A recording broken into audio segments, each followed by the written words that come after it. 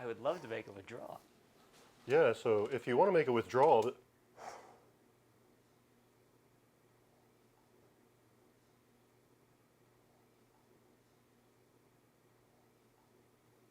I have come to chew bubblegum and kick ass.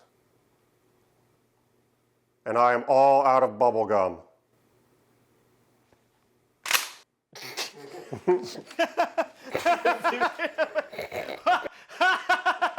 gonna fall out.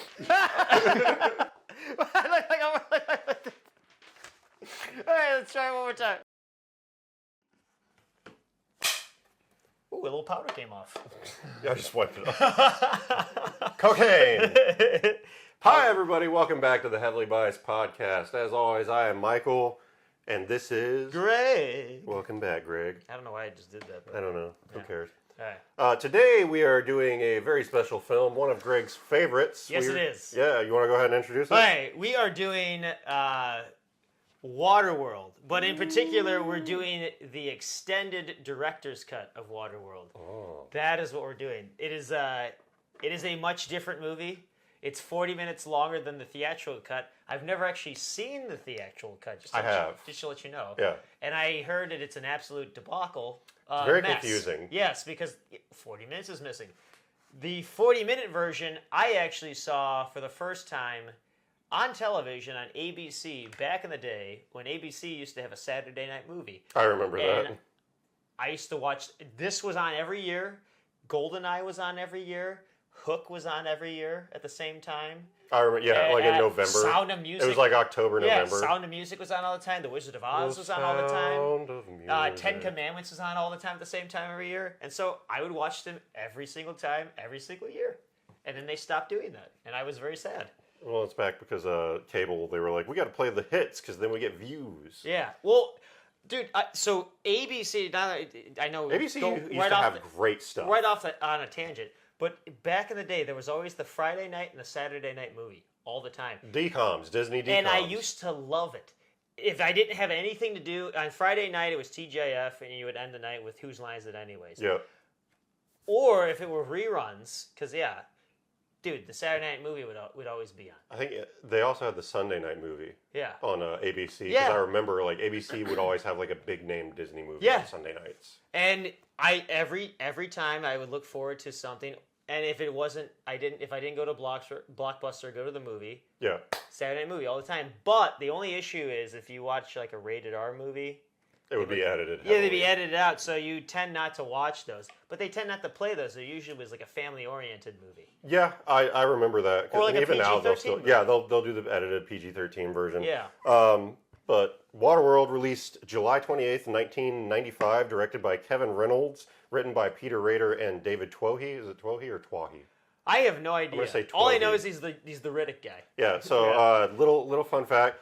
David Reynolds also directed Robin Hood, Prince of Thieves, another Kevin Costner Another movie. great movie. And The Count of Monte Cristo, which I did not... I said Cristo. He also did another movie with Kevin Costner, Fandango, in the 80s. Yes. Which was a very good movie. I haven't seen it. I think it's on Tubi. But it's a very good movie. And okay. I think they did 3 movies together. I think they called them the Kevins. But after Waterworld, I just love how most of Superman's dads have all been Robin Hood in current times. Yeah.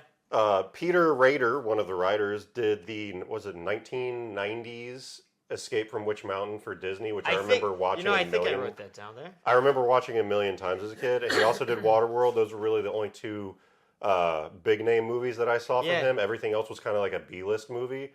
And then David Twohy, surprisingly enough, did the screenplay for G.I. Jane. He did the screenplay for The Fugitive. Yeah, that's dude, I have that. Yeah, Harrison Ford, and he wrote all of the Chronicles of Riddick movies, including the animated features. Yeah, that's one of those ones. I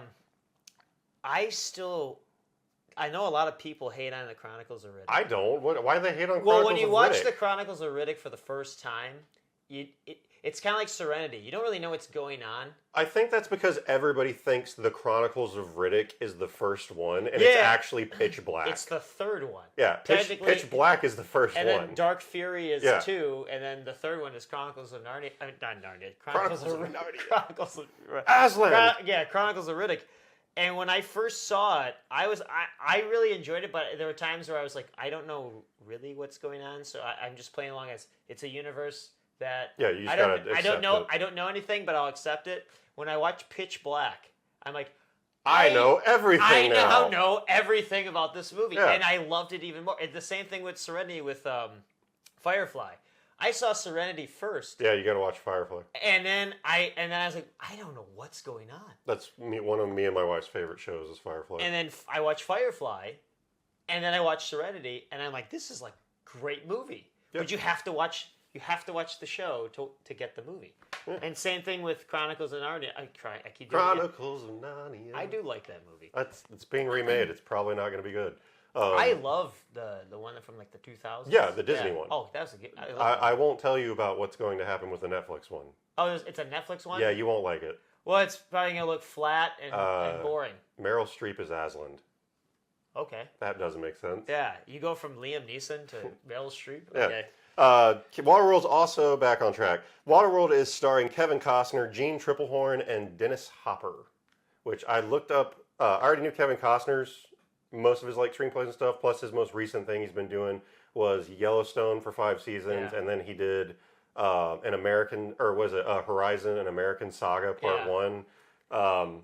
Which Kevin, I'm sorry to tell you, it was boring. For the love of God, get a better editor.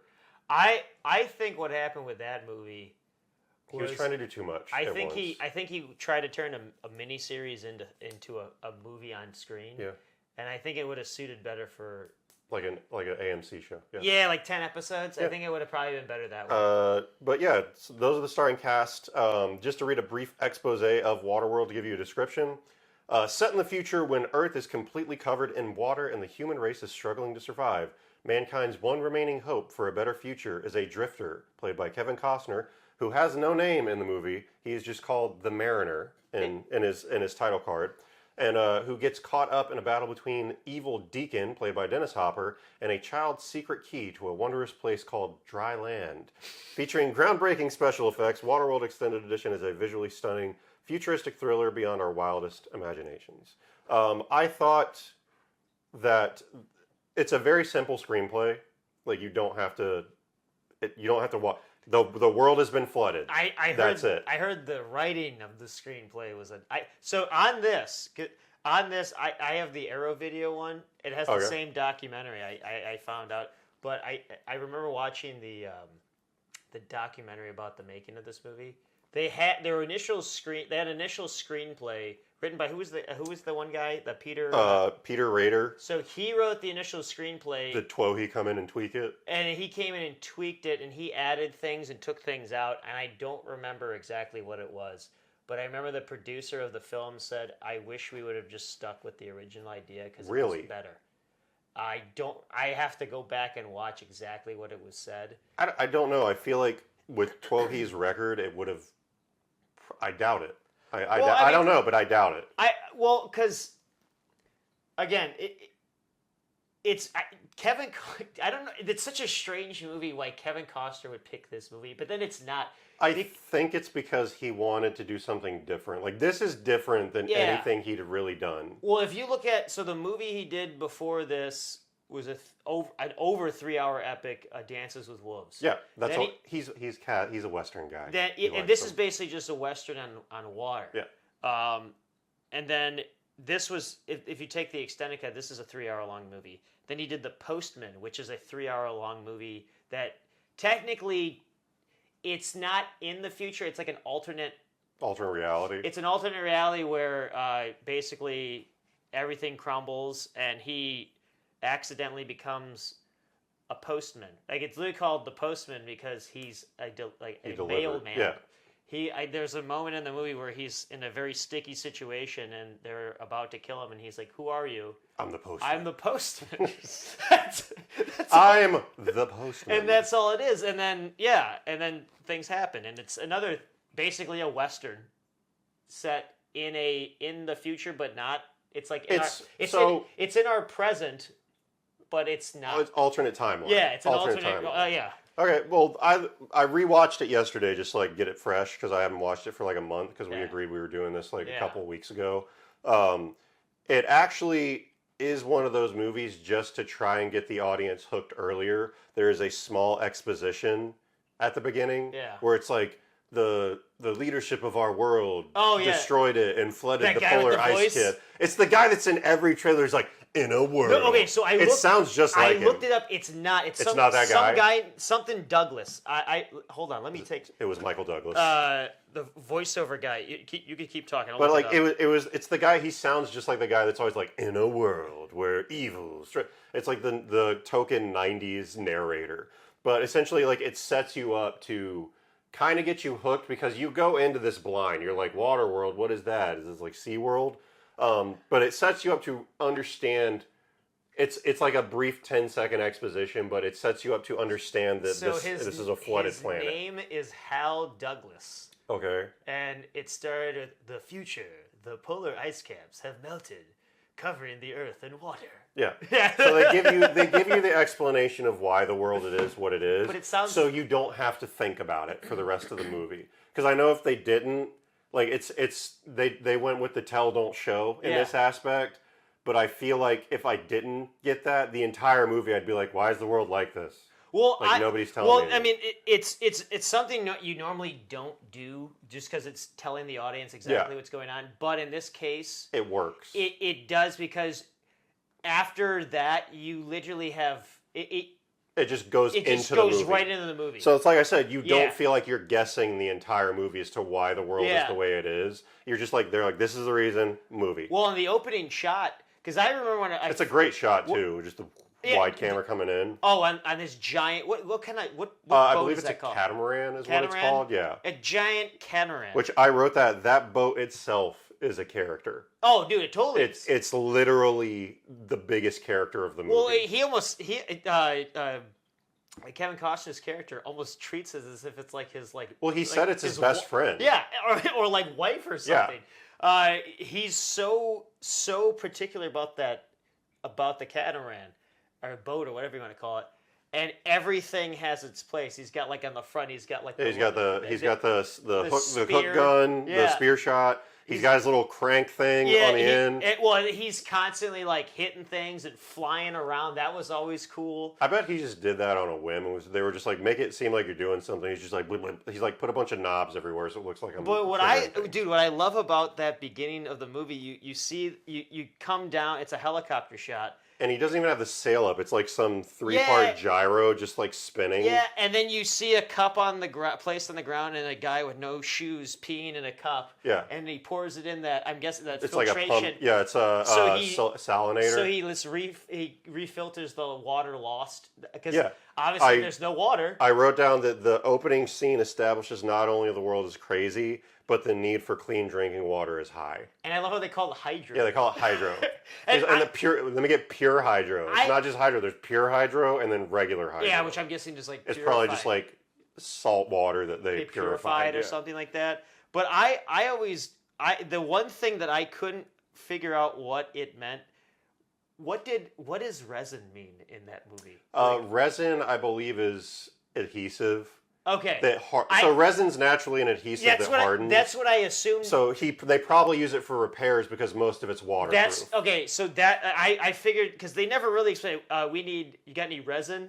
Yeah, he's like, I want string, resin, wood. Yeah, and resin is like really important. But I was like, is it just the regular adhesive or is it something else that I don't know of? I believe it's a self-hardening adhesive that's waterproof is why. Well, and you can make it out of multiple things. That for like the longest time since I've seen it, I figured that's probably what it was, but I never actually looked up exactly because I didn't know if it was like, oh, I need resin. It's like some like sandpaper, I don't know. Something else that they use because they say instead of glue, they're like water. Yeah, instead of water, they say hydro. Yeah. Like, oh, okay. Like, no shit, it's water. Yeah, I didn't know they literally were trying to mean... Swear jar. Yeah, swear jar. There you go. Jeff! Swear jar. Yeah. But no, like, I like that, and I rewatching it yesterday, they explain something that didn't even occur to me in the first, like, because it sets it up. He's peeing into the cup to, like, filter it, because you can filter urine into clean drinking water, because it's sterile. They're like, why don't you just use salt water? And he's like, because it would clog up the filter. Yeah. Otherwise, he'd just be dunking that thing and never have to worry about it. Yeah. So, like, it's doable, and they show you that not only the world works in a certain way, but the restrictions that they're now living with. Well, and also what's cool too is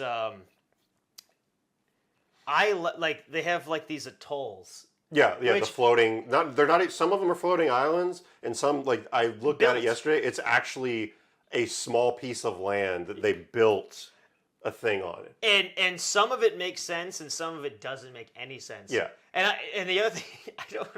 Where did he get that? Where did he get his boat? Because like that thing is so high tech. It's jerry rigged together, and you have to assume that time like 400 or 500 years has gone by since like now. They established that. They say like one scene they're like they were trying to explain something. He's like she was like Gene Triplehorn's character was like you have things that people haven't seen for hundreds of years because he had all this stuff on his boat. Yeah. And I think they're explaining like and everything underwater.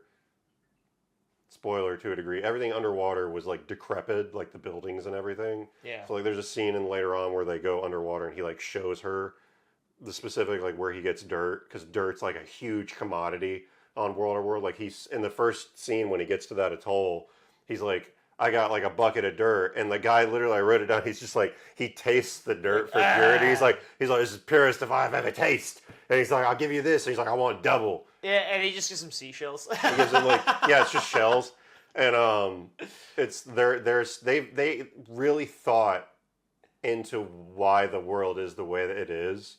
It's not where I'm guessing the entire time because of that opening scene of the world flooded. So I'm like, where is everything? Yeah, it's underwater. Well, to go back to the beginning, Kevin Costner's character, in the beginning, they really establish who he is as a person, what kind of a person he's a loner. He's a loner. He's a lone wolf. You can totally tell that the guy just knows how to survive on the ocean by himself. And they establish that also when he gets to the atoll and he jumps on the dock. And the second he's like, he freaks out. He doesn't like dry land. And when I saw that, I didn't realize that at that time because later in the movie, there's the scene later in the movie where he steps on land again, and he's like he doesn't know what to do. Yeah, he's like clutching his neck and stuff like that because his entire life is the water. So he's used to the up and down, and the steadiness throws him off.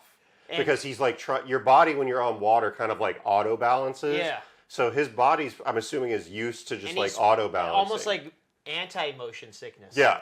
Like he can't be on a surface that's not swaying at least a little bit. But they establish that when he sets in the atoll, and that first let's say 20 minutes. Yeah. In and out until there's a situation that happens at the atoll. Yeah. They establish what the world is. Well, before we even get, what exactly is an atoll? An atoll is like I think it's an island. Am I wrong? The way I looked at it, either an island or it's almost like a floating city that people have made and it's like there is an atoll because we blew up Bikini Atoll with the atom bomb in like the 40s or the 50s. Oh, Bikini Island? Yeah, Bikini Atoll or whatever. Yeah. I don't know if it's a chain of islands or if it's like a very small island that's just jutting out of the ocean. All I know is that nothing's able to live on that for a long time. Fun fact, supposedly that's where SpongeBob came from. Oh, really? Is that Bikini Bottom is Bikini Atoll after they and that's the blew radiation? It up. That's the radiation. That's why they're all alive. There you go. So that's what I heard. But back on point, the establishing opening shot shows what the stakes what the world is, so you don't have to question it. Then we get Kevin Costner's entire character description in the span of like 5 scenes. Yeah. Then when he gets to the atoll, they establish not only a secondary importance of that water is so valuable because you have the crazy people around the atoll like, I'll give you my hair for hydro. I give hair for hydro. And the guys crazy guy, and they're just like, get out of here, crazy old man. You've got nothing to trade. They won't open the gates till like something. He shows up and he's like, dirt. And they're like, oh, shizzle, we need dirt. Well, that kind of makes it show, too, that old guy, now you mentioned that, it shows just how ruthless I was going to say, really is. There's a line when he gets the shells and he goes to buy the hydro, and they're like, what do you want? And blah, blah, blah, and he goes, nothing is free in Waterworld. Yeah. Not only do so haha, we said the movie's name. But like you're establishing the stakes of Waterworld. It's unforgiving. And that or that was when he meets the Drifter. But like he's like established stakes that nothing is free in Waterworld, and that it's a dog eat dog world. Well, even before in the beginning, there's that scene with the smokers. Yeah, well, the guy stole his limes because he has a little tree, and he totally took off that guy's sail. Yeah, he was like, and then the smokers came after him, and dude, they took him out. And it just shows you that Kevin Costner has no... He has zero forgiveness. Zero forgiveness. He's got no allegiances. He's all by himself. He's a lone wolf. He's like, I will take you out if you wrong me. Yeah, and I wonder if he's wary of people, too. Yeah, he's extremely wary of people. Because, like, when that guy's like, oh, I don't need anything, he's just, like, points his gun at him. He's just like, take your hand off the sail. Yeah. He's like, why are you here? Yeah, and... I mean, and again, he probably has come across a lot of characters. You assume just from that interaction, assume that he's come across some characters. Well, later in the movie, he literally says, he's like, I've sailed more than any man usually dreams. And I haven't found anything. Yeah.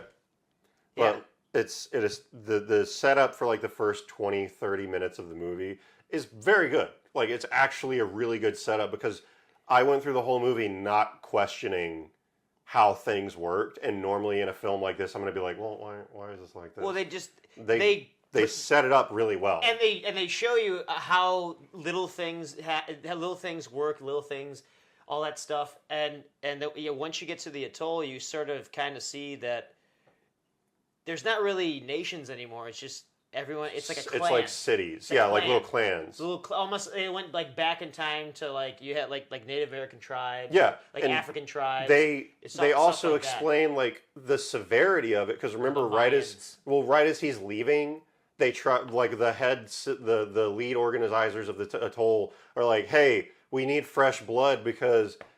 Sleep with our daughter, so we can get fresh blood because we know inbreeding's really bad and we got to stop that. Well, that was kind of a unique thing that they're very conscientious about. We can't have too many people because there's only a limited amount of. There's a limited amount of space, but we also can't. It applies. They all look crazy, so we know inbreedings happen. Yeah. But they're like he literally the I forget the Chinese actor's name, but he was just like. He's like too much of that is a bad thing. Yeah, and they know that. They know that. And I dude, the scientist that the I forget what movie he's in, but he's hilarious. He's in the Green Mile. He's one of the guys that. He's just like walking the mile, walking the green mile. He's the guy with the mouse. Yeah, Mr. Jangles. Mr. Jangles, yeah. He's also the bad guy in Air Bud. He's also a crazy person. He's the clown. He's a crazy person in Patch Adams, one of the crazy people in the beginning. And I believe, I could be wrong. It's coming to me. He might be. There's a movie. One of my recommendations last week was our last episode was 12 Monkeys. Terry Gilliam directed another movie called The Fisher King, starring. I literally looked that up yesterday because I was looking at the Criterion Collection. I don't know. The fact that you saw that movie I was looking at yesterday, it's in my cart to buy because it sounded really cool. It's a very good movie. Jeff Bridges, Robin Williams. Yeah. I'm trying to think. He's also in another movie where he plays. It's like a small part where he's telling like a big higher up. He's like, "Sir, I wouldn't do that," and I can't remember the movie right now. He's a great actor. Yeah. And I think he ended up getting HIV. And he passed away. Did he? Oh. Yeah, I think that's how he died. I could be wrong, or it could have been a heart attack. I'm trying my hard. If this movie comes to me, I think he ended up getting HIV. But he was one of those guys that The Green Mile had a lot of actors I fell in love with. I absolutely fell in love with Sam Rockwell in that movie. That's where I first discovered Sam Rockwell, and from then on, he's one of my favorite actors. He's the crazy. Oh yeah, he's like the crazy like hillbilly dude. Yeah. Actually, the one that's actually the psychopath. Yeah, him, and then the guy Michael Duncan Clark. Michael Clark Duncan. Michael Clark Duncan. Great actor, love him. Barry Pepper was the other one. He also was the sniper in Saving Private Ryan. Saving Private Ryan. Yeah. And I love David Morse. Is he Percy? He's not Percy, but That's a great actor too. Percy's a great actor. Is he the guy that's like second in The command? only thing I know that he's from, there was an episode where he played like a bug guy in The X-Files. That's the only other movie. He was the guy who could like mangle himself and into he was like a part cockroach or something. It was X-Files, great show. David Morse was the number 2 behind Tom Hanks. Oh, he's also He's yeah. also in. There's a great movie with him, Kevin Spacey and Sam Jackson called The Negotiator. Excellent movie. God, I'm throwing out movies now. I have maybe too many recommendations. And then he's also in. He's having several, but the other Disturbia is. That's a great film. But The Rock. He's in The Rock. With Sean Connery? I tried to buy it. It's not available. Did you know? I know the scene. It's on Criterion. I know. You No, can't it's buy not. it. It's not. But it's on it. So this is so funny. I've kind of gotten back in. We've gotten heavily into physical movie collecting. Yeah, the last month. Particularly the Criterion collection because Barnes and Noble. An individual we know started buying more of them, and then all of a sudden I was like, you know what? I'm gonna buy some. I gotta get some, especially right now they're half off. Yeah. Until the end of July. Yep. And my older brother, bought Armageddon. And I was talking. The Rock. I was talking to him yesterday. On Criterion. Those are the 2 movies that you can't get. The only 2? There are 2 of them. They're out of print, and I was like, I would have bought both of those. I have Armageddon, and my brother. I'm sure you can still get it. It's just not the Criterion one. And I remember right when it pops up, you hear Nick Cage's voice saying, "Hello, this is Nick Cage. Welcome to the Criterion collection of the Rock," or something like that. Yeah. I want to talk to you like I'm from Texas, but I'm not really from Texas. But yeah, so we're getting. My name's also not really Nick Cage. It's Coppola. Coppola. Is it Francis Ford Coppola's kid? He's a nephew. Okay. So I respect that. That dude. He didn't want the nepotism. He didn't want the my uncle is Francis Ford Coppola. Great director. So he changed his name. I respect that. And you know what? He might go down as one of the most eccentric, amazing actors. But he does a great job. Okay. He loves movies. He does. And he's also in extreme debt. That's why he does so many. Oh, I know. I don't know why anyone would buy a $30 million T-Rex skull that was stolen. He bought a stolen T-Rex skull on the black market. And he had to take it back. Yep. But back into it, one of my favorite things in this plot, and it took me, you had to describe it to me, was the smokers. Yeah. Led by Dennis Hopper. I thought it was just because these are the only guys in the movie. They're all the bad guys in the movie. They're called smokers. And everybody else is using wind power. They're using gas. So I thought they were called smokers because there's exhausts off of everything they use. No, it's smokers because every single one of them are chain smoking. Even the children had cigarettes in their mouth. It doesn't make sense. Where are they getting the cigarettes? I know. How are they finding so many cigarettes in this world? It doesn't make any sense, and that's why I love this movie. It doesn't make any sense sometimes, but you just fall in love with the fact that everyone's a chain smoker. There's that one scene where there's no tires on the car. They're just pushing it, and it's like running on rims. And then finally it goes, and he's, here you go. Here you go. He's chucking cigarettes. And then in that scene he's like, vote for progress. Vote for like it's from Marty, like it's from Back to the Future. Vote for Goldie. He's like, vote for progress. Throws cigarettes. Vote for progress. But he's like, vote for progress. Yeah, vote for progress. Throwing cigarettes everywhere. And I'm just like, this is so over the top. Also, how are they surviving on straight cigarettes and water? And the occasional shot of Jack Daniels. The only thing that survived the flood of the world were cigarettes and Jack Daniels bottles. Well, dude, there's a scene where the smokers, led by Dennis Hopper, show up at the atoll that Kevin Costner is at. That's how they all meet. Oh, sorry. Cigarettes, Jack Daniels, and bullets. Yes. They're the only thing that survived the apocalypse. And so Dennis Hopper ends up having an accident due to the fact that one of the people shooting a giant 50 caliber gun. It was a quad 50 cal. Yeah. he couldn't see because all the smoke. Just starts shooting everything, and it winds up hitting the boat that Dennis Hopper's on, and he ends up, he loses an eye. And Which the and he gets all pissed off. But throws off my short game. after they take over the atoll, he goes up to the accountant and he's like, "What do we got?" He's like, "Oh, there's not actually that much here." So they're actually doing raids. That's another thing that's so crazy about this. It's actually way more detailed than I remembered. It's well thought out to a degree. Because there's no cigarettes. The science in the world is thought out. Yeah. It's very simple science, but it's thought out. He's like, we got like 14 liters of hydro, no, which is nothing. Yeah, like no bullets, no fruits, no wood, no string, nothing. And he's like, what about smokes? And he's like, no smokes. And so they wasted all that gas for nothing. And then he's like, what is happening? Remember when this? He's like, used to be atolls on the every horizon, which means they've been doing this for a long time. And they're raiding the world into nothing. And they're slowly consuming all their cigarettes. All the cigarettes and all the resources, but particularly cigarettes. But I love his like, I guess you would say like his handyman or one of his, like his second. Oh, the guy with the long hair from who took his shoes. I think so. Or Yeah. the guy that was like, he had like the doctor's thing on. He had an oxygen tank on. Yeah, no, I know that guy. He's the doctor that painted his eye. Yeah.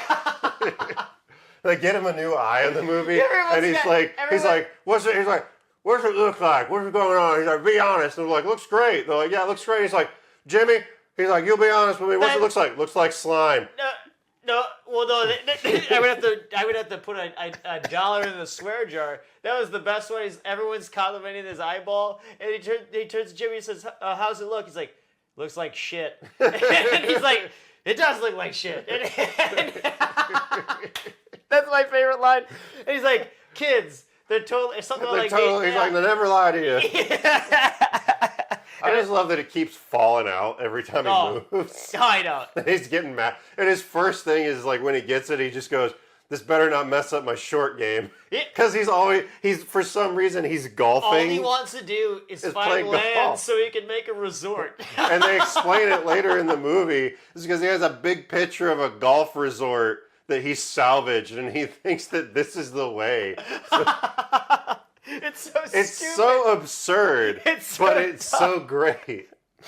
And because I asked you to try and find the cameo. I guess there's technically two. What's the second one? If you count, though, the first one was Jack Black's in it for like 20 seconds. So one of the guys from Pirates of the Caribbean, the Hello Puppet. Yeah, the big guy. He is you remember the end when Kevin Costner rides the jet ski and kills the guy?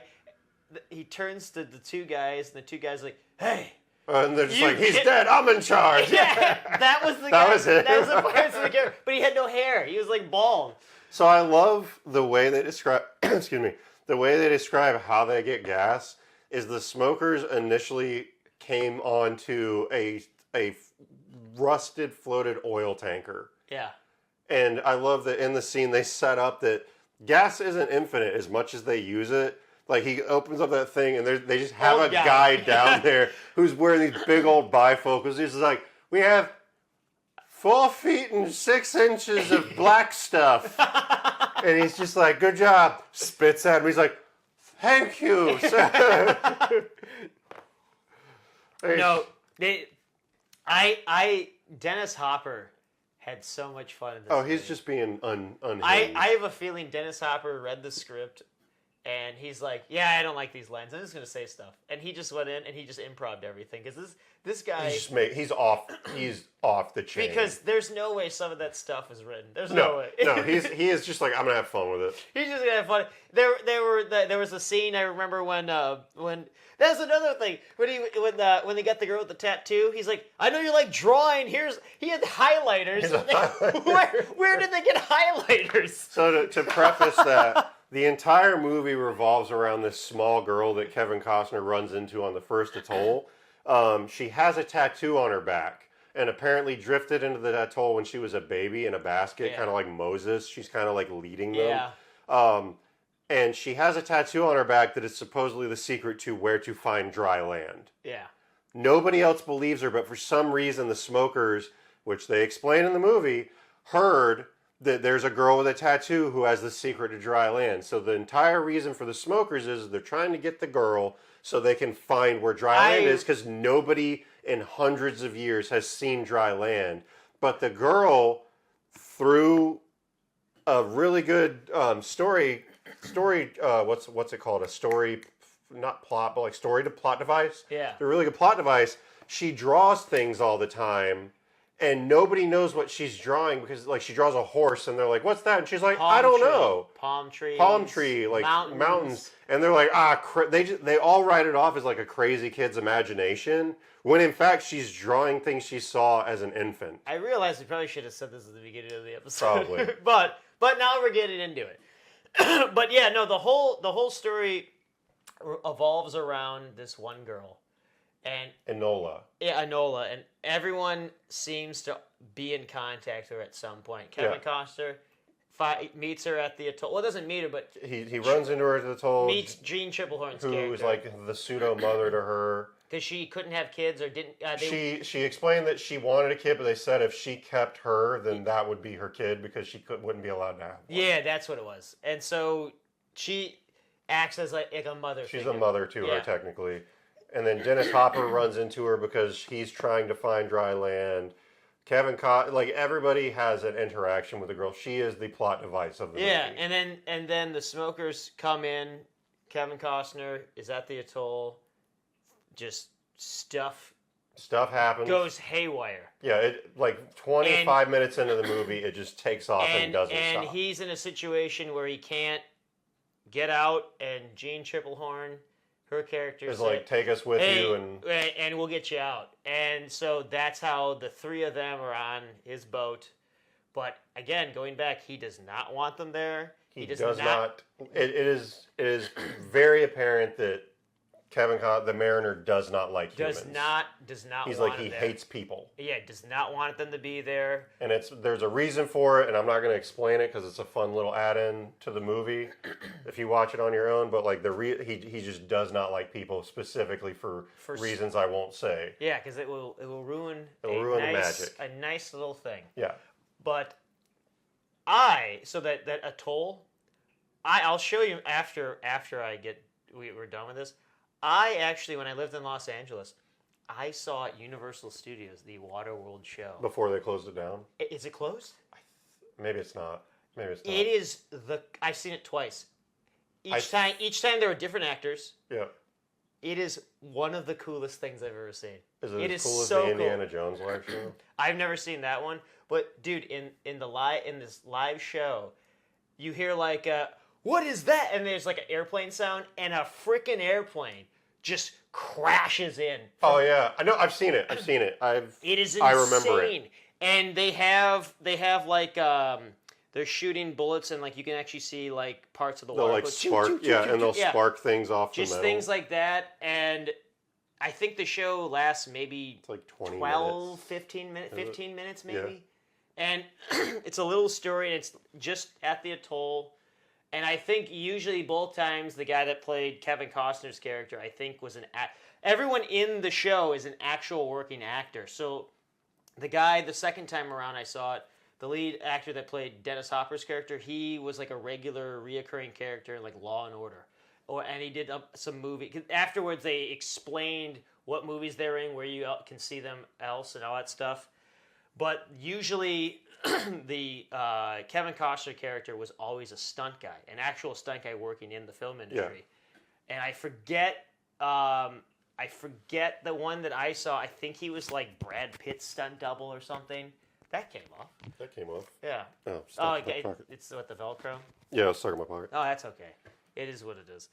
But if they close that down, that is a travesty, because that was so cool. That's cool of Hollywood to do, to let them say, hey, this is where you can find me. And that's after the movie did. So this movie, just to let you know, this movie did not make any money. It lost. Didn't you say it had like one of the highest budgets in Hollywood at the time? This movie, it came out in 96? 95. 95. So it came out in 95. I think I remember seeing on their on IMDb, the budget was like over $200 million back in 1995. So, assuming today's dollar, it cost $400 million maybe to make. Probably. And I think it only made like 50 million. Yeah, I don't remember seeing it. But this was one of the first movies to use the international box office to supplement money for not.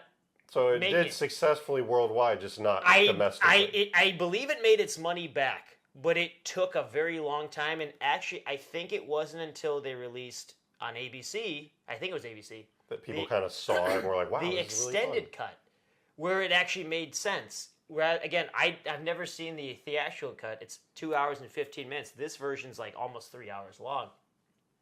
And I think that's where I watched it, and that's where I fell in love with it. And so anytime I could get I actually bought the theatrical cut. That has both. The theatrical cut. It's got both because I looked at it. Yeah. $250. So theatrical cut is 2 hours and 16 minutes. Extended cut is 2 hours 57 minutes. Yeah, and I have the Arrow Video, which is basically Criterion for the obscure. It's like if you want obscure films, they make collector's box editions for them. They have one called the Ulysses cut, and it's 2 minutes longer than this cut. It has extra footage that someone found and put into the movie. Good job on their part. Yeah, and so the extended cut is the cut you should watch. You shouldn't watch the theatrical cut because, from my knowledge, again, I've never seen it, but from my knowledge, it doesn't make any sense. I feel like I remember it not making sense as a kid because I watched on like ABC. Well, the last like 20, 25 minutes of this movie, I guess, are not even in the theatrical cut. I don't even know where it ends. So is the oil rig in it at all? That is. And I think it just ends after the oil rig. And there's no them finding stuff. Yeah, at the end. Okay. None of that. So the whole movie doesn't make any sense. And then you never find out the name he's given. Which I think we both talked about that. So I wrote that down. That I told you originally. I was like, that's not, because they describe at the end that like there's this character who like went on a great journey to make it home, and they say the name, and I'm just like, that's not the name for the character. It turns out it is. It's just another name in Greek that they gave him. Oh, okay. So it is the same character. I'm not going to say who it is because I don't want to spoil anything. But like that is the same character, just another name for it, and in a translation. So I was like, oh, that makes sense. But overall, because I was like, I thought it was something else, but it's not. But okay, so that's like a different translation. Yeah, apparently. Okay. Yeah, so it makes sense. I was like, oh, okay. Writing wise for the movie, I thought it's a fun movie. Is it a masterpiece of like writing? No, but it's a fun movie. It's written well to describe how the world works, and it's written well to enclose you in this dome of a world. It gets you from point A to point B to the finality of point C fairly well. And as I said, the on-set rewrites were done by Joss Whedon. Oh. Which did Buffy the Vampire Slayer. Buffy, Angel, Firefly, Serenity, Dollhouse. He did the first two Avenger movies. The first two Avenger movies, which I'll get on a B list. The second one, or just after this, the second one, I'll tell you something completely different about it. He did the first two Avenger movies.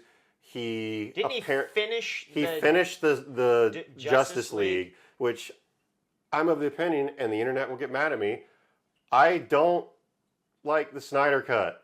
It's very long. It's boring. It's very long. So he cut out fat that wasn't necessary. Zack Snyder is one of those guys. He's hit or miss. He remade Dawn of the Dead, and I love the original. I actually really like the remake. I like Dawn of the Dead. I like 300 is great. 300. I like Watchmen. Yeah. I don't like Justice League. And Sucker Punch was not that great. Sucker Punch, I went in thinking it was going to be awesome, and I was so mad. And I don't know what it is about. He's hit or miss. He's very hit or miss. I don't know what it is about him, but if you give, I don't think he wrote any of those. I think he's good at directing, but I think he helped write Justice League and Sucker Punch. I might be wrong. Don't quote me on that. But if so, he's not that great of a writer. Possibly, I don't know. I think he's a decent director for what he does. I think the guy obviously has a lot of talent. Yeah, he's more talented, obviously, than both the of Watchmen us. extended cut is phenomenal. Dude, I think 300 is like a masterpiece. It's a freaking awesome movie. It's a masterpiece. It's one of the most manliest movies you can possibly be. And so I don't know what happened between then and because he directed that Netflix movie, which I actually was. Red Plant. What's it? It was called? only in theater for like 1 or 2 weeks. Army of the Dead. Oh yes, okay. So I saw that. I was actually kind of excited because I was like, "Oh, Batista." I just seen Batista in Blade Runner. 2049, yeah. In that opening scene, and I still think to this day he was the best actor. He had the most heart in the entire film. Dude, it was insane how good he was in that opening scene. And I was like, I'll see a Batista movie. And it was like 2.5 hours long. It just kept going and kept going and kept going. I think that's part of his problem is he wants to make longer movies Epics. and he doesn't know when to stop. Yeah, I think that's probably what it is. I think sometimes there needs to be that one person there behind you. Hey, we're good. Like, just let Tone you it know. down. Just let you know that it's a little. I don't know. I know I think I remember seeing on the credits that he shot Army of the Dead, which the guy's directing and shooting. That's a lot of work. Skill. That's a lot of work. The only other movie I can recall that happening was American History X. I think American History X, the director also shot the movie, but I could be wrong.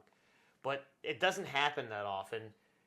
I'm sure it does happen, but they just don't get credited. Yeah, they probably don't want. They want the director credit more than the camera work credit. Yeah, and it's a lot of work to do that. I'm sure the director, Steven Spielberg, I know always has at least 1 or 2 shots here or there. He's always in it. He's the camera guy. Just because he sees it, I'm sure every director does that. But when you're solely the cameraman, God, there's a lot going on. That's the one thing I don't get because Kevin Costner's done it. Clint Eastwood does it all the time. Ben Affleck, I know, does it. Clint Eastwood's better than when Kevin you Costner, act and direct. It's really hard. Bill Gibson does it all the time. He hasn't done it in a while, but he did Braveheart. I remember hearing an interview with Mel Gibson saying you have to have a really good number 2, like a second, like a director's assistant. Or not director's. Or what's the term they? Is it assistant director? Assistant director. Yeah, assistant director. Okay. Yeah, so the number 2 guy. Yeah. You got to have a great one because you have to trust that they're like, yeah, that was good because back then you have to be in sync. Well, back then you had to wait for the dailies the next day for it to get developed to watch anything. Yeah. So you had no idea what you got. So it could be a complete wash. At least when you're behind the camera, you're like, oh, I think we got it. But let's just wait and make sure that the lighting was right, everything was good. Because, yeah, back then, when you shot on film, that was it. You couldn't go back you could go back and reshoot, but it would cost you a ton of money. And I think that's why this is a whole nother conversation, why digital became more popular, more prevalent. You can edit live. You can edit live. You can play it back and all that stuff, which is good. I guess there's pluses and minuses to it, which I do have a documentary. It's not technically directed by Keanu Reeves, but Keanu Reeves does all the interviews in it. It's called Side by Side. It's filmmakers that talk about film versus digital, and they weigh their positives and negatives. And all the old guys, you can tell they're like film all the way. All the new guys are like, dude, I can do this, I can do that, You can tell they don't want to put in the work. Well, not necessarily that. I think it's the freedom, but I think what happens when you go away from an older technology to a newer technology, you have the people that I've only ever worked on this. I don't know what this technology is. They're sure of it. The older guys are sure they've got the confidence. My personal opinion, if I had to say, I like the way film looks. I do. Mm-hmm. It has that natural graininess that I know a lot of people in post-production try to add. So they try to It like just get rid looks of. bad. And everything, I think it gave wave to this, let's shoot everything on green screen or blue screen or whatever. Which is kind of what newer studios And do. everything is lit Perfectly. Like, it doesn't look natural sometimes. Yeah, it doesn't look natural, and it's very flat. Where you used to shoot a lot more. I know it's expensive to shoot on location. It's very hard to shoot on location. It takes a lot of moving parts, so it's much easier just having a set and then CGI in the background. It is. Don't get me wrong. Yeah. I didn't know they did that in Titanic. Did you know that a lot of the You're telling me they didn't sink a ship in the Atlantic Well, Ocean? no. I'm saying like the scenes where they were like sit down table scenes. There were some scenes. I remember the scene right before because it's on the special features of the DVD that I have. Do you remember that scene right before she runs to the back of the Titanic and is about to jump off? There's a scene, a very quick, I don't know, maybe like 8-second shot, 5-second shot, where it's her just sitting there and there's voiceover. I think she was saying something on the nature of, I felt like the world was like collapsing on me. And all it was just the camera slow motionally moving up towards Rose as she's just sitting there just like, apparently the whole background was all green screen. I didn't know that. But it looked so good. I don't think I would have been able to tell. I didn't know that. I didn't know that, and I think they did it a few other times here and there on smaller scenes, just so that they didn't have to, shoot it. James Cameron knows what he's doing. But that guy's like the technological whiz of. He's the second cinema. George Lucas. Yeah, he's the technological whiz. I mean, he basically invented a whole new technology for Avatar. Now all the guy wants to do is make Avatar. I wish he'd go back. Stop. To go to something else. But yes, back to it. Cinema. The movie's shot pretty well. Like, everything seems vast and open. Oh, dude, the wide shots. The wide boat? shots and the amount of water, because you said they're filming on ocean. Yeah. Like, you feel like the world is as empty as it should be. I read an article right before, like a week ago, on Steven Spielberg warned Kevin Costner and Kevin Reynolds, don't shoot on water. Build sets and stuff like that. Like he did in Jaws. And stage it, because of his experience on Jaws. It took him way longer to film Jaws than it should have. It cost him way more. I think the budget like double. I forget how Yeah, he thought it was going to be a failure. Yeah, and it turned out to be... His big break. It worked out, but it didn't work out as well for them. I know the atoll that they built, I think, if I remember correctly... That seems like a set. They built it out it was like just off the shores of Hawaii, if I remember correctly, and I think a storm just blew it down, and they had to rebuild the whole thing. And there were so many on-set issues. I know Kevin Costner and Kevin Reynolds got in such heated fights with one another that Kevin Reynolds actually walked off the film. That's not out of character for Kevin Costner. He did that with Yellowstone as well. People just left because... By the 5th season, he wanted to make his movie, and he was just like, my contract, I'm out. Yeah, well, this dude... I love Kevin Costner. I like him as an actor, but he's very strong-willed. He's strong-willed, and it sounds like... He knows what he wants to do, and he doesn't like not doing it. And he has the power now to do it, because he's had enough success in Hollywood to do it. Is he right all the time? No. No, but he's had a pretty damn successful career. Yeah, but like you're saying, like the film itself, like the world feels like it should for a flooded world movie. So I think it's very well shot. Nothing, even aerial shots, feel like it's a like a camera on a wire. It all feels smooth, and nothing feels out of place. Even the music makes this feel like an adventure. Yeah, it's fun. Directing wise, I think he did a good job. Well, I guess mostly Kevin Reynolds, because again, I hear that by the end of this movie, it's pretty much Kevin Costner directing it. Was it really? So it's kind of like Tombstone with Kurt Russell. Well, Kevin Reynolds has been said. I don't know the exact quote, but it went somewhere along the lines. The only person that can direct Kevin is Kevin. That makes sense because American Saga. Yeah, that's literally what he wanted to do. Side note, this popped into my head. So, because of a Kevin Costner movie is actually the reason why I got into Kurosawa movies. Which one? I think it was Yoshinbo. It's in I bought Bodyguard. That. I bought that. Bodyguard. He takes Whitney Houston to a movie, and it's Yoshinbo. And then afterwards, he takes her back to his place. He has a katana, and he's like, "Let me show you." He takes her scarf and then throws the scarf, and it perfectly. And because of this dude, I watch Kurosawa movies. That's so out of place. I know. It's so crazy how that one little thing like that gets you down a tangent, and you'll never go back. You'll never go back. Yeah. Yeah. Cinema good. Special effects great. I love the special effects in this movie. My funny thing is like at the very movie where at the very end, where they explode.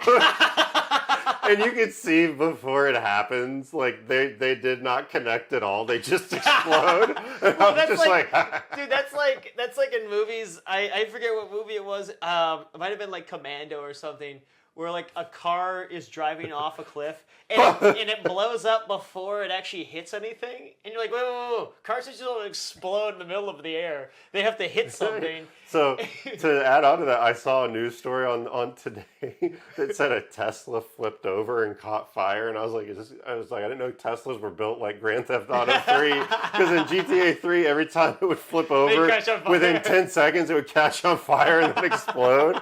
And I was just like, what the frack is happening right now? Well, dude, what happens, like, if it catches on fire, what happens? Because I know they don't have door handles. They don't have door handles, right? They're retractable. But what happens if, like, it catches fire and, like, doesn't the car have to be working for the door handle to pop out? Probably. It's electric. So what happens if you can't? Sucks for you, buddy. Dude, like, your funeral. Yeah, like, is that like an issue? I feel like that should be a safety design flaw. Well, I saw a video of this guy talking about why. I think they're required to have door hinges that will open. They have to. There has to be something, because I saw this car where this guy was having trouble opening up the car, because you have to put your hand by the door and then make I'm grabbing a hand. And it'll pop. And it'll pop. No. It just opens up. The door opens up. And he was having such a hard time. I would have punched and that this door. lady comes by. I think it was like a Japanese car. I mean, this Japanese lady comes by, or like a Chinese lady comes by, and she's like, "No, you do this," and then and the door opens. And after like 8 tries, the guy finally, I think it was an American or like a British guy, and he finally got it, and he was like so happy he got it. But the guy in the video is talking about how new cars today are terrible. Why do we have all these things when a door handle? Has there ever been anything more simple than opening up a door handle? It's literally a hook latch. That's all it does. Yeah.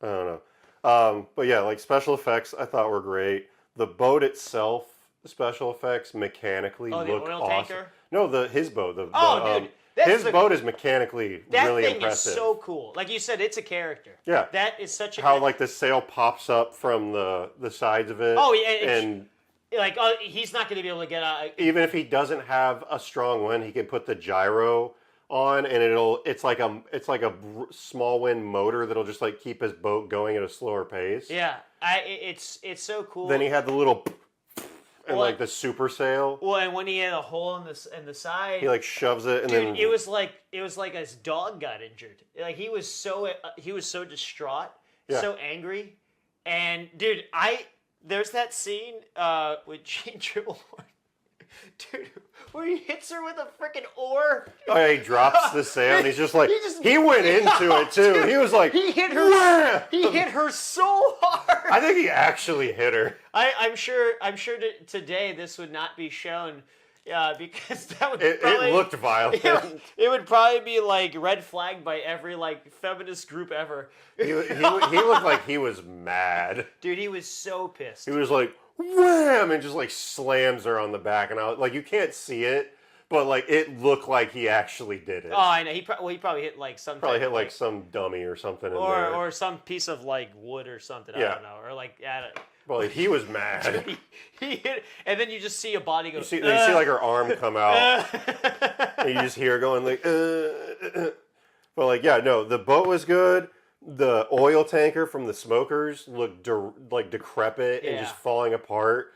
But it worked because it was like multi-level. It was like this floating city. They did not care about safety. They did not care about safety. Their tetanus was rampant in that place. But what I love about this movie, this really actually just brings me back to my childhood. Like I was saying right before, in my house growing up, we had two TVs. We had the living room TV and the TV upstairs. My two older brothers had the room upstairs. It was their TV. Yeah. Living room at a certain time of the day. You could watch it. Yeah, right when I got home from school. But once my dad got home, news was on, TV was his. And so we just kind of, I watched whatever my brothers were watching. So it was usually like the X-Files or something something else like that. Something probably not appropriate for a child your age. Or if my brothers were watching a movie or playing a video game, I watched them. Or my dad would watch news, or there was a TV show on after. My dad watched Frasier all the time. Everybody loves Raymond, stuff like that. But there was a third TV. It didn't work great. The antenna was just a hanger, and so you had to have it just at the right moment. And I got to the point where it was like a science for me. You could be like mathematical calculations. When you walked into our house, there was the living room. Right to the right was the living room. To the left was the kitchen, and then straight ahead there was a hallway. I put the TV in the hallway, and so my little brother and sister, whenever there was something we wanted to watch really bad, even though it looked horrible on the TV. You're a kid, you don't care. We just wanted to watch something. So I watched that, this movie on there, I watched GoldenEye on there, and I put that TV on the hallway, and I put it on just loud enough where I would hear it, but not interrupt what my dad was watching, because my dad, when he was watching this thing, he'd be like, hey, shut up. Yeah. So I put it on just loud enough because, again, there was an outlet right there in the hallway, and it was perfect. There was a light right above me, but I always turned it off, and it was dark, and I would just sit there and watch this TV. Because that would help. If it was fuzzy, the dark would actually make it more visible to where you could see it. So... But, dude, you had to turn knobs to turn volume, and it had the knobs where you could change the color. Do you remember the contrast, the hue? You could change the hue of it, on the TV? Yeah, you can make it green or blue. But it was one of those ones where it was the TV, and then there was, like, the little box on the side. Yeah, I had one. Yeah. It was a big piece of wood that was, like, yours is different, but mine, like, you could not move that thing. It was a tank. It weighed, like, 300 pounds. It was a freaking tank, and... I remember when we got rid of it and we lifted it up off the carpet, there was a solid indentation on the carpet that was not coming back up. I sat on we had original hardwood flooring. It was I think the house was made in the early 50s, the house I grew up in. So it was actual hardwood flooring. And when it was cold in the winter, I'm sitting on that hardwood floor. I'm watching a movie like Hook. I was watching Hook on the hardwood floor with a blanket on me. But I have to watch the film. Yeah, and when there's I remember there was a TV commercial, I would, and I'd go get popcorn and come right back. Yeah, you had to time it. That was back in the day. You guys don't understand. You younger kids, you had to you would bolt, bathroom, grab a snack, get back. You had about 3 minutes. Yeah, you had about 100, not even 100, you had, what is it, 120, so you had about, 300 seconds. Yeah, or 200 seconds. You had 2 to 3 minutes to get what you needed or go pee or whatever. And if you had to take a dump, it was the worst thing ever. You were like, no, because you're like, no. I'm going to miss. And you would turn it up just loud enough to where you could hear the commercials so you could, audibly hear, tell. And it would be back to our show, and you'd be like, no! Yeah, and if you were pushing too hard, man, you might, rupture, a kidney or, your rectum or something. But you're a kid. You got to watch Pokemon. That's not happening. Yeah, and dude, so I remember running back, and then I did not want to miss a minute, and this movie is one of those movies, even though it's not a perfect movie by any sense of the mean, there's so many plot holes, there's so many errors, there's so many things that don't make sense. It's so fun you don't notice them. Yeah, it's a great adventure. Or if it's all you don't notice them, or you're just like, this is hilarious. Yeah, and Kevin, everyone has Kevin Costner's the serious guy. Dennis Hopper's the comedy and he's the bad guy. And he doesn't care. Jean Triplehorn. She's the heart. She's the motherly instinct, the heart of the movie. And then the boat. The boat itself is the glue that sticks everything together. Yeah. Without the boat, nothing works. Yeah, nothing works without the boat. And it's just a fun movie.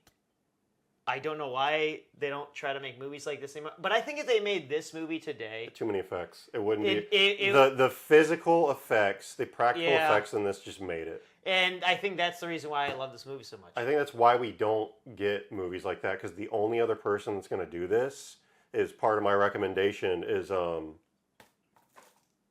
what, Mel Gibson? no, not Mel Gibson.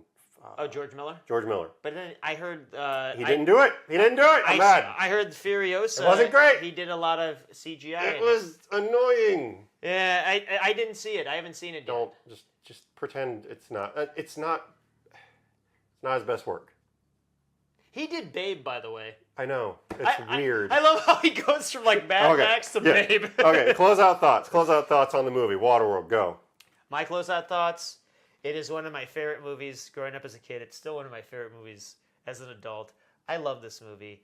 I do love Kevin Costner movies. This is arguably, I don't know if it's my favorite Kevin Costner movie, because I could argue Untouchables is probably my favorite. Okay. Yeah. But it's one of my top 3 favorite Kevin Costner movies, just because I don't know of any other movie out there that is a movie set in the future, apocalyptic future, set on water. And everything in this movie that you see is actually on film. Everyone had to have worked so hard to get this movie made. I know there was tons of issues on set. I know there were tons of problems on set. It cost way too much money. I heard the story change so many times by the time you got to the end. But you know what? I love this damn movie. And this is something you should watch one night if you can. Heavily recommended. My closeout thoughts. It is a fun adventure that at the same time is well thought out, but doesn't take itself serious enough. And I think it works for it. It is the only movie where you see end of the world and everybody is chain smoking. Yeah. to an absurd degree, but it works. The effects are great. It's fun. Kevin Costner, and like I said, the boat is the biggest character, and I think it carries a heart in the film. The jokes hit. The action hits, the story for the most part, like I said, is very well thought out. It just comes together in this nice fun package. You don't have to think too hard. You can turn this film on and just go for a fun adventure. Well, it's like 3 movies. So kind of. The first hour is the atoll. Is him on the boat in the atoll, and you're just kind of it's world building. World building. The second film is them on the boat. Them on the boat, and it's like a character-driven drama. Yeah, it's stakes-driven. Yeah. And then the third is he's like an assassin. The third is Mad Max on water. And he's like an assassin, dude. He's just like murking people. He's just killing people left and right, and he just comes out and there's that the voiceover where the girl's like, "You're not gonna know when he's coming. You don't know when he's coming. He can blend in." Then he's just killing dudes, and it's so like cool. that. It's like that one. It's like that one movie. You're fine. It's like that one movie where it's just. It's Brody. He'll blend in, disappear, and he just shows up. But in this case, he actually does. But yeah, fun adventure movie for surprisingly enough, the extended edition. Nothing really rated R. Besides some little nudity. Not even a lot. It's a butt. It's on the backside. It's a butt, and that's it's artistically done. You could shield your kids' eyes if you want. I'd say probably wait till they're like 8 to 10 years old to show them this. But it's a fun based adventure movie that's not too extreme. If you've gone to an art museum and seen some artistic painting of nude women, it's more than this. It's more than this. But it's fun enough to where a young preteen could watch this and then just have fun building Legos, recreating stuff like this. So I give it. That's a great. It's a great analogy. Fun movie. I recommend highly. Like just watching it as a family, but wait till they're like 8, 10 years old. Yes. But good family adventure or at film. least 13. Or at least 13. PG-13. It's PG-13, but I say you could probably watch this at 10 and be okay. But I've seen PG movies with Small Soldiers is PG-13. Well, in my favorite Martian, you see, I don't know if it's Jeff Daniels, but you see Jeff Daniels' butt cheeks. Rocket Man. Yeah. So I mean, there's some, as long as it's like a funny man butt. Yeah.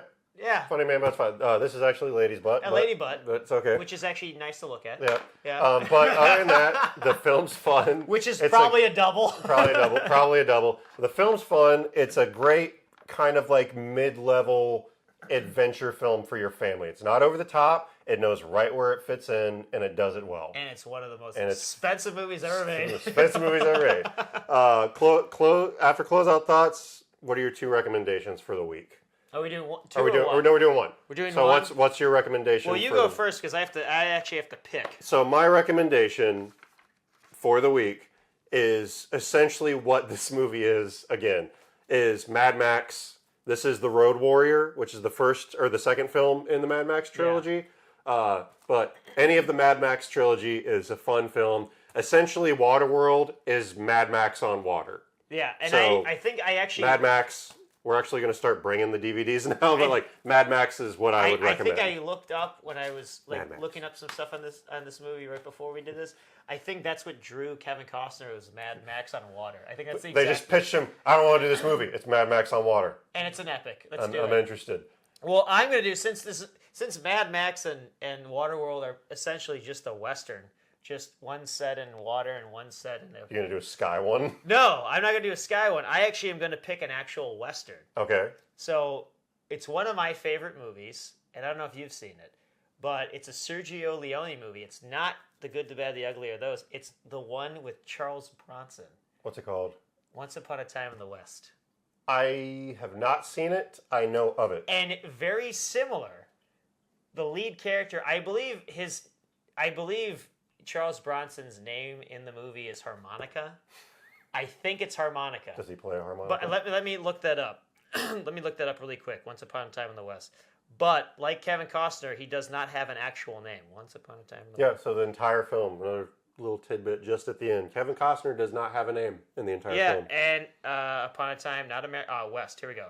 So Charles Bronson's name, yes, is Harmonica because in the movie he plays a harmonica. Thank God. And so, because in honor of the men that have no names in movies, I'm going with Once Upon a Time in the West. The man with no name. There we go. All right.